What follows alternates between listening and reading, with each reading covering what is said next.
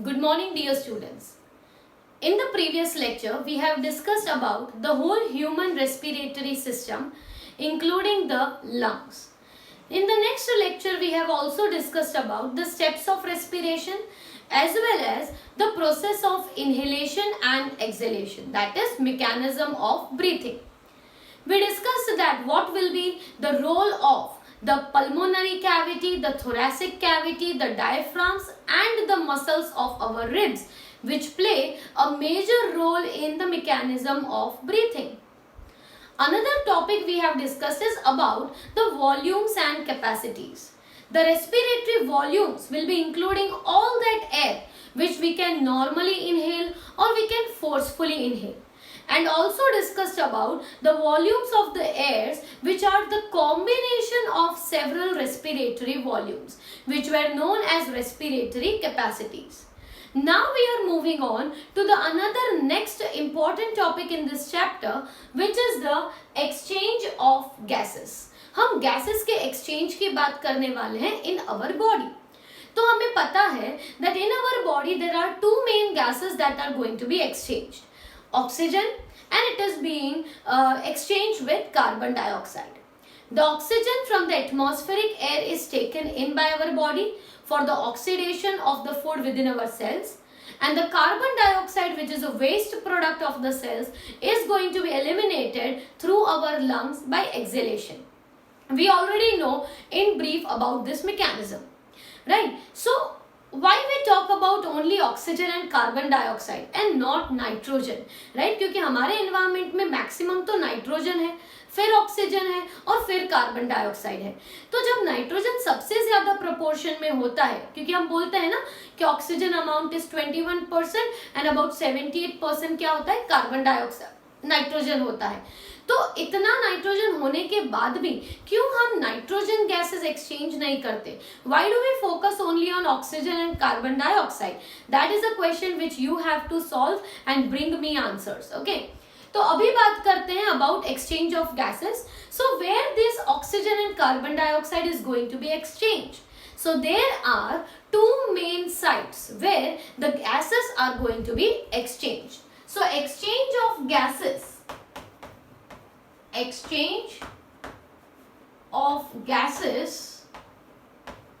occurs at two main sites. The first is alveolar surface and the second is tissue surface. हमारी body में gases जो है वो दो साइड पे एक्सचेंज होने वाले हैं. एक है एल्वियोलर सरफेस, मतलब आपके एल्वियोलाई और उसके पास में जो ब्लड कैपिलरी है उनके बीच में. So between alveoli and the blood capillary, and second time it is going to be exchanged between the blood capillary and your respective tissue which is needing that gases.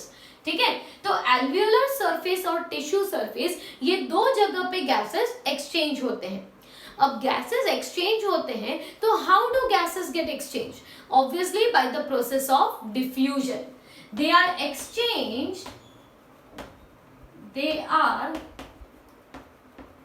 exchanged by simple diffusion across the membrane due to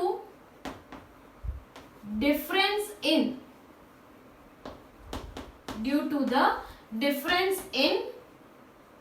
pressure or you can say concentration. Gases जो हैं वो exchange होने वाले हैं, पर exchange कैसे होंगे? तो they are exchange by the process of simple diffusion. और डिफ्यूजन किसके बेसिस पे होता है? प्रेशर या कंसंट्रेशन का. ऑब्वियसली हमारे लंग्स में जो एल्वियोलाई है they are rich in oxygen, so oxygen will be diffused into the nearby capillary and the capillary of our body will be rich in carbon dioxide which will be diffused into the alveoli. तो ये diffusion कौन से basis पे हुआ? It occurs on the basis of the pressure gradient और you can say concentration gradient. Pressure differences या तो concentration के डिफरेंसेस की वजह से ये एक्सचेंज होता है, that is exchange of the gases. now factors on which it depends. कौन से फैक्टर पे डिपेंड करेगा the exchange of gases? The first factor is the solubility of the gas. Solubility of the gases. कौन सा gas ज्यादा soluble है in our blood? जो ज्यादा soluble होगा वो जल्दी डिफ्यूज होगा और जल्दी से ट्रांसमिट होगा, right?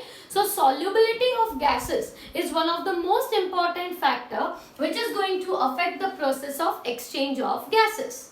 The second factor which is very important is the thickness of the membrane, right?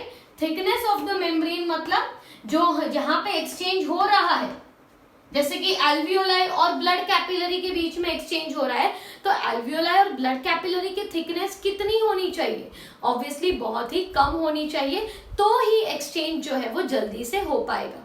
So thickness of the membrane and the solubility of the gases are the two main factors which will be affecting the process of exchange of gases. तो gases exchange कहाँ पे होते हैं? दो surface पे, alveolar और tissue. Gases exchange क्यों होते हैं? By the process of diffusion due to the difference in the pressure or difference in the concentration. And the factors which affect this process is more soluble the gas, more rapidly it will be exchanged. Less is the thickness of the membrane, more rapid will be the exchange. So exchange of gases depends upon these two factors. Now, the pressure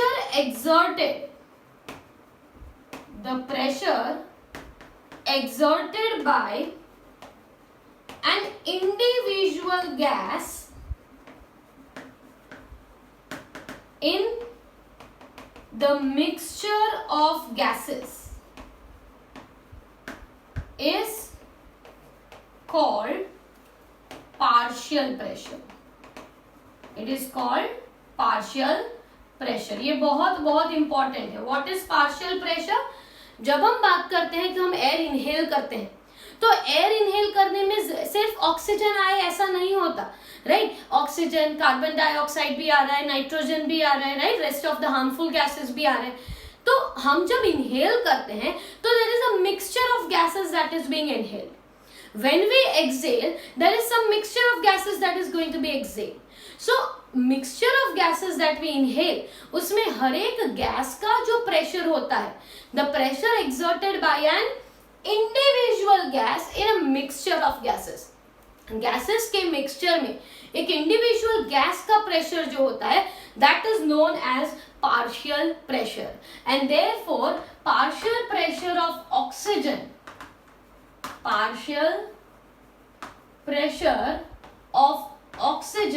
is represented by PO2 and of carbon dioxide is represented by PCO2. So small p here stands for partial pressure. जब भी हम oxygen और carbon dioxide के gases के pressure की बात करेंगे तो हम हमेशा पार्शियल प्रेशर यूज करेंगे, because it never happens in our body that there is only oxygen और only carbon dioxide. Both the gases are always found in your blood. ऐसा कभी नहीं होता. जब हम बोलते हैं ऑक्सीजनेटेड ब्लड, इसका मतलब ये नहीं है कि उसमें कार्बन डाइऑक्साइड नहीं होता. It also has presence of carbon dioxide. Are you getting it? तो जब भी हम गैसेस की बात करते हैं हम पार्शियल प्रेशर इसीलिए यूज करते हैं because it is a mixture of gases present in our body. So now what is important to understand? The partial pressure of the gases is very important to understand in the topic of the exchange of gases. अब हमारी body में आपको पता होगा that there is a process called double circulation. Double circulation मतलब हमारी body में blood जो है वो हार्ट से it goes to lungs and from lungs it comes back to heart. Again, from heart the blood goes into your tissues and from tissues it again comes back to heart. हमारी body में क्या है कि heart जो है वो एक double pump की तरह काम करता है. हार्ट जब ब्लड को पंप करता है, so through the vessel which is known as the pulmonary, there will be two things, pulmonary veins and pulmonary arteries.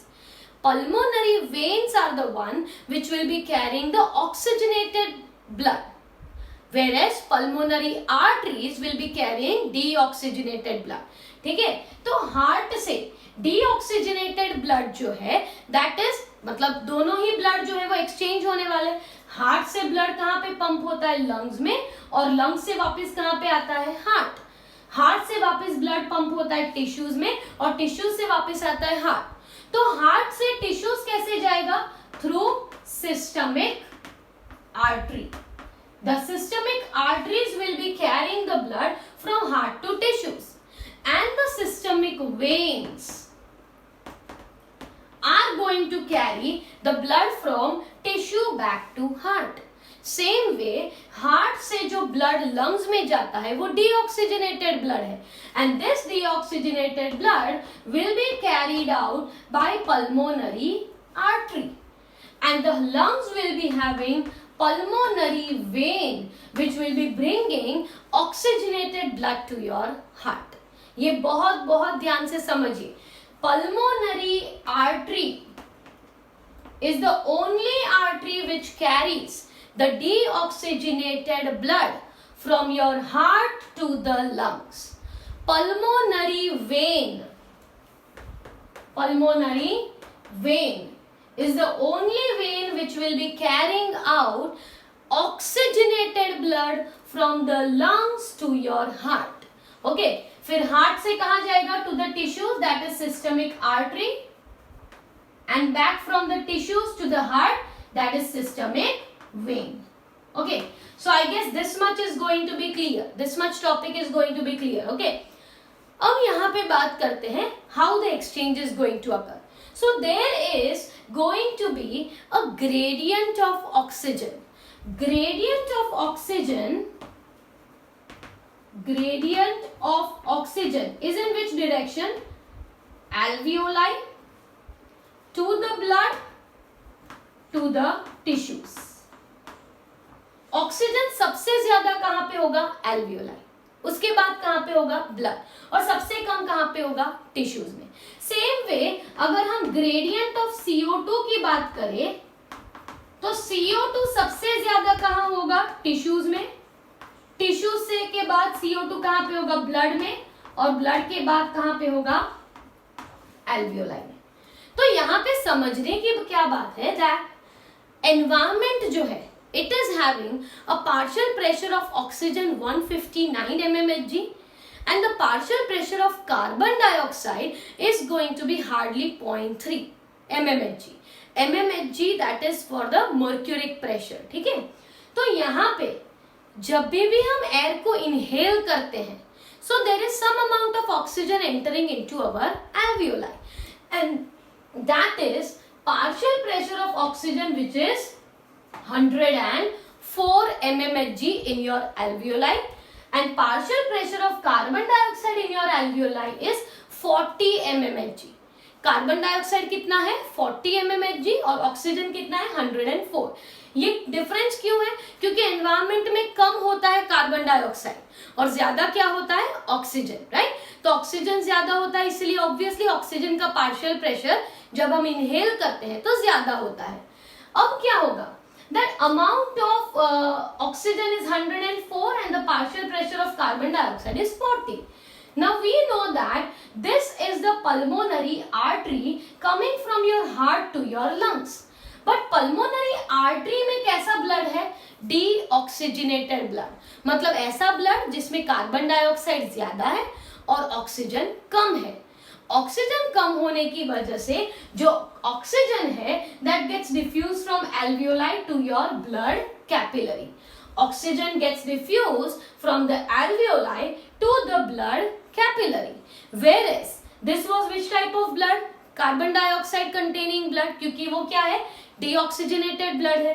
तो ये जो ब्लड आ रहा है इसमें कार्बन डाइऑक्साइड ज्यादा होगा और ऑक्सीजन कम होगा. Therefore, carbon dioxide gets diffused in alveoli and oxygen from alveoli gets diffused into the blood capillary. And therefore, the partial pressure of oxygen in the pulmonary vein partial pressure of oxygen is going to be 95 mmHg, whereas partial pressure of carbon dioxide is going to remain 40 mmHg. क्यों?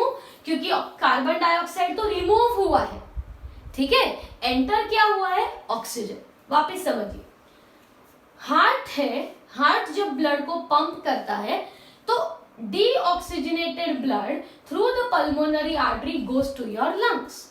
deoxygenated blood किस में travel कर रहा है? Pulmonary artery में. ये deoxygenated blood यहाँ पे आया, मतलब deoxygenated blood में ऑक्सीजन कम होता है, कार्बन डाइऑक्साइड ज्यादा होता है, इसीलिए कार्बन डाइऑक्साइड जो है वो डिफ्यूज हो गया किसमें? एल्वियोलाई में. Simply from a higher concentration to lower concentration, and the oxygen got diffused from higher concentration to lower concentration. मतलब ऑक्सीजन जो है वो यहाँ पे डिफ्यूज हो गया. अब ये जो ऑक्सीजन है उसे कैरी कौन करेगा? Pulmonary vein. इसलिए पल्मोनरी वेन में आप देख सकते हो पार्शियल प्रेशर बढ़ गया है, कितना हो गया है? 95, एंड CO2 क्या हो गया है? 40. ये 104 से 95 क्यों हुआ? ये इसीलिए होगा because total amount of gases are not going to be diffuse, क्योंकि ऑक्सीजन की सॉल्युबिलिटी कम होती है, इसलिए इतना रैपिड डिफ्यूजन नहीं होगा कि एल्वियोलाई में जितने भी ऑक्सीजन है वो सारा का सारा ब्लड में आ जाए, ऐसा कभी होगा नहीं, इसीलिए 95 हो गया. अब आ गया हार्ट में. हार्ट क्या करेगा? वापस ब्लड को पंप करेगा. Blood will enter into your systemic artery.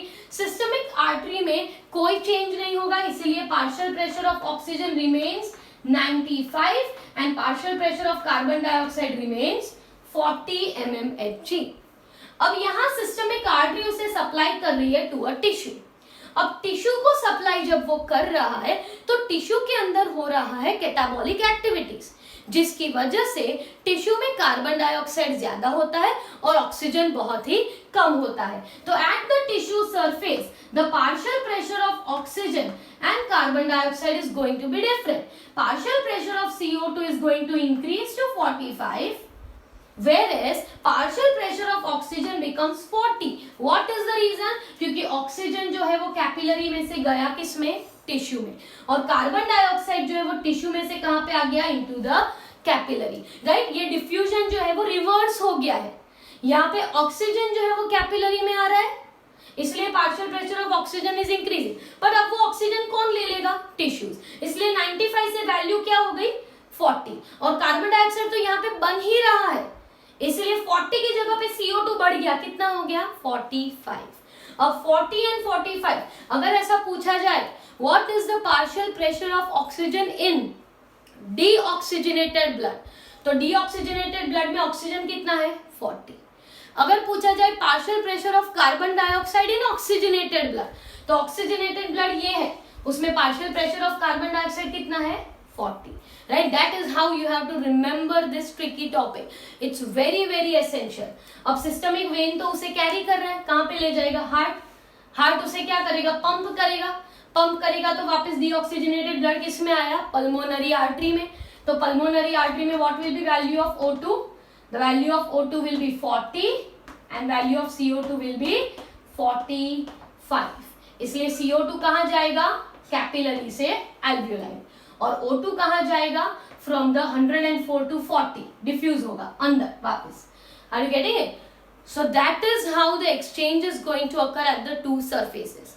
Here whatever are the values for the exchange of gases that you have to precisely remember. Okay, इसमें कोई भी गलती नहीं होनी चाहिए. So this topic is very very important for you to understand. आगे हम बात करते हैं. अच्छा, हमने ये लिखा है ग्रेडियंट ऑफ O2, मतलब O2 सबसे ज्यादा कहाँ है? एल्वियोलाई में, फिर डिफ्यूज होके किस में आया? ब्लड में, और फिर डिफ्यूज होके किस में गया? टिश्यू में. मतलब tissues will be having least O2. CO2 का ऑपोजिट ग्रेडियंट है. CO2 सबसे ज्यादा कहाँ पे? टिश्यूज में. डिफ्यूज होके कहाँ पे आएगा? ब्लड में. ब्लड से कहाँ जाएगा? Alveoli. So that is how the gradient of O2 and CO2 has developed. Next we talk about the respiratory membrane.